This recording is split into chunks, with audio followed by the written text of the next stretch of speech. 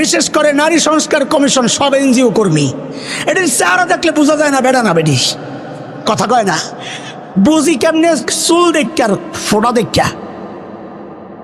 শাহবাগী সুবহানাল্লাহ, এত বড় একটা ফোড়া আর চুল দেখলে বোঝা যায় বেডি, নাইলে আর কোনো আলামত নাই। এরা ইসলাম চায় না, এদের টার্গেট বাংলাদেশ থেকে ইসলাম নিশ্চিহ্ন করা। ইসলাম নিশ্চিহ্ন করতে পারলে এদেশের স্বাধীনতা খবলে খাওয়া সহজ হবে। এই দেশে দুইটা চক্র ষড়যন্ত্র করে, একটা দাদা চক্র আরেকটা দাতা চক্র।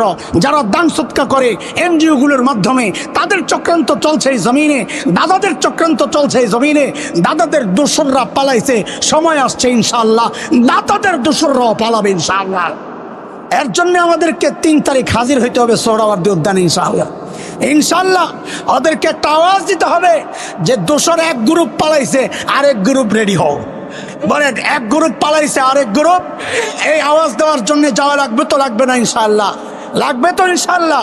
দল মত নির্বিশেষে ভুলে যান আমি কোন দলের, লম্বা টুপি বলি না গোল টুপি বলি, জোরে আমিন বলি না আস্তে আমিন বলি, দাঁড়ায় মিলাদ পড়ি না বৈশা বৈশা মিলাদ পড়ি, সব ভুলে এই জায়গায় এই প্রসঙ্গে এই কারণে সবাইকে এক সূত্রে আইসা এক জায়গায় আইসা সম্মিলিত আওয়াজ উঠাইতে হবে।